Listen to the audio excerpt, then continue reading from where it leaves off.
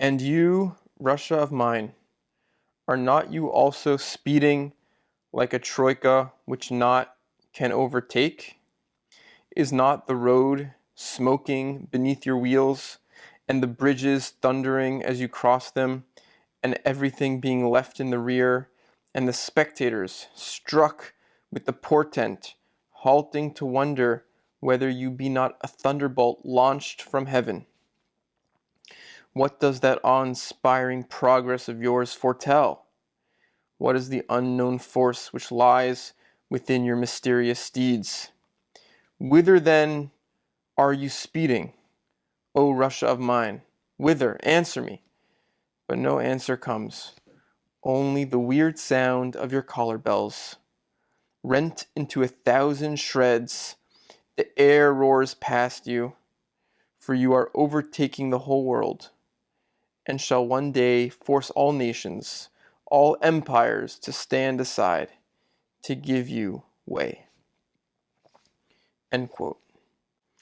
Chichikov, the protagonist of the book Dead Souls, is sort of like a knight errant who you can imagine roaming the Russian countryside, going from landowner to landowner, doing battle. Except instead of being a knight errant who does battle and is engaged in mortal combat, our protagonist Chichikov is engaged in commerce. And he's going from landowner to buy up dead serfs from these feudal estates. The first thing to know about Chichikov is that he is definitely a scoundrel. He's very charismatic, he's very likable, but he's engaged in this illegal kind of tax fraud scheme. In one of the book's many wonderful and surprising moments, our author, Nikolai Gogol, addresses himself to this character, Chichikov, and how corrupt he is. And specifically, he raises some objections that he thinks us, the reader, might have about this character. Quote, "Yes, readers of this book, none of you really care to see humanity revealed in its nakedness. Why should we do so, you say?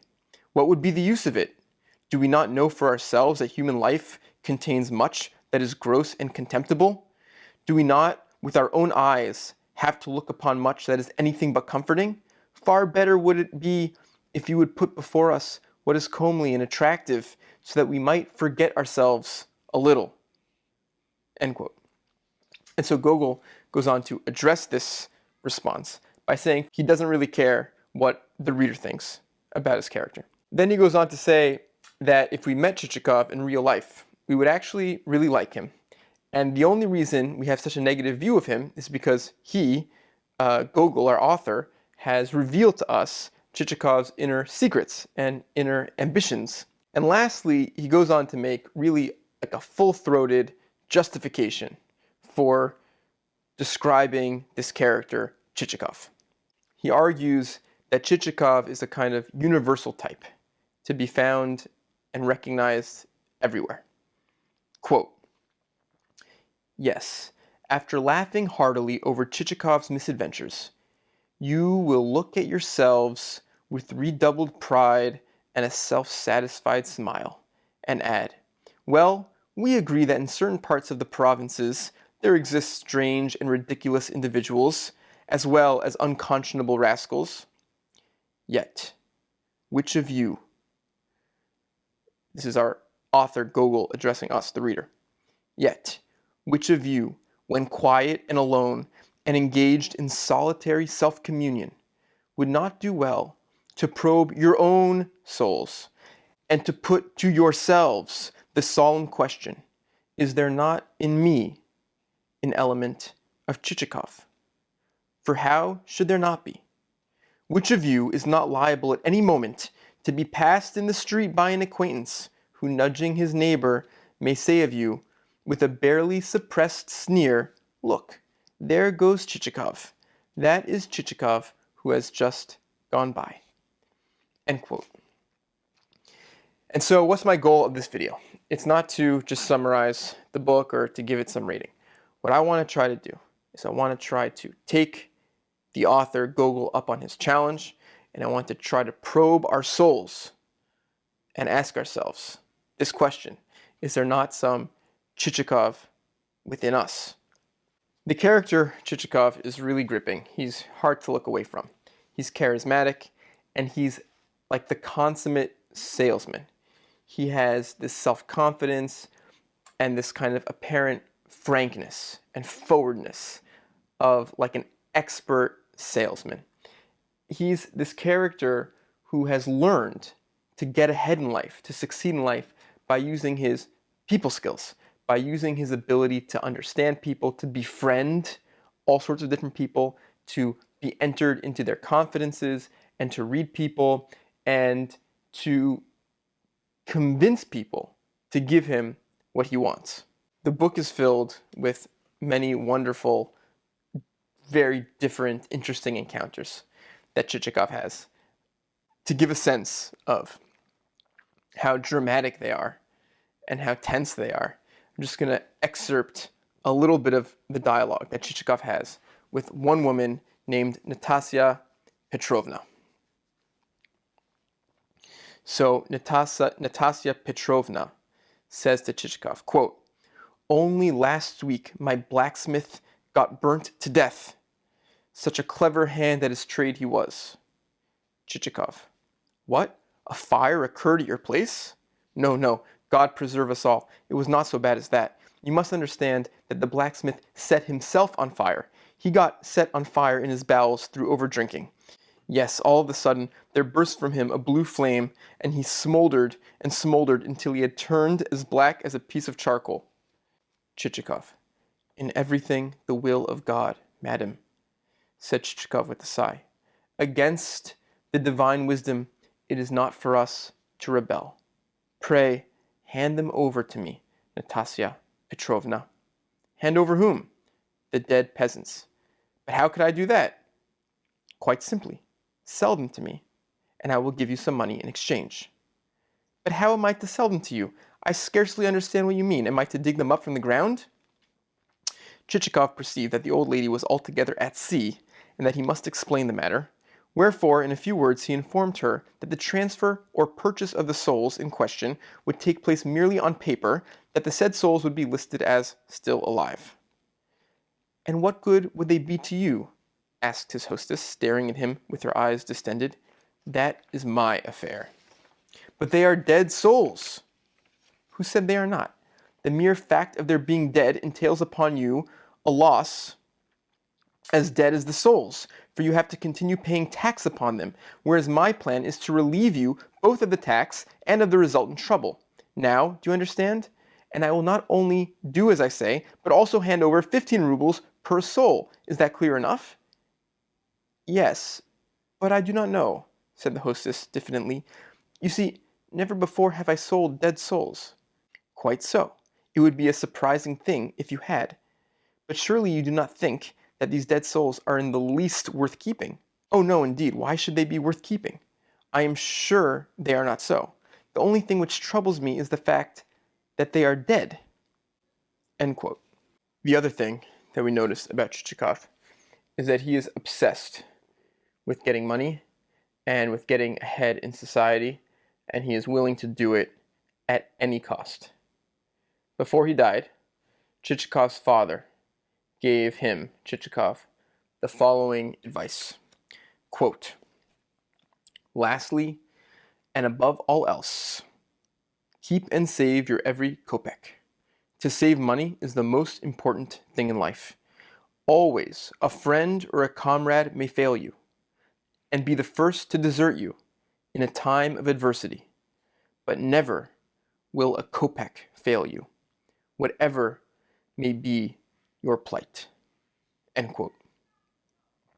And that's a quote that I think about in my own life from time to time. And so it seems to me that this character offers a kind of template of how relationships in our own life can come to feel transactional, how it can be harder in a very competitive society to have the kind of meaningful relationships that are necessary for feeling fulfilled, for feeling happy. And in our modern society, I think there's a risk that we can easily fall into this kind of gray area. Is this person a friend, or is he a coworker, or both? What does that mean? Is he sort of like a networking asset? Is he or she mostly just a important LinkedIn reference? Now, I know that by saying this, I'm inviting a lot of people in my audience to write some angry comments saying that I'm mischaracterizing or misrepresenting the nature of transactional relationships. That in fact, I'm failing to mention that transactional relationships are these wonderful things that are entered upon willingly by both parties without any coercion.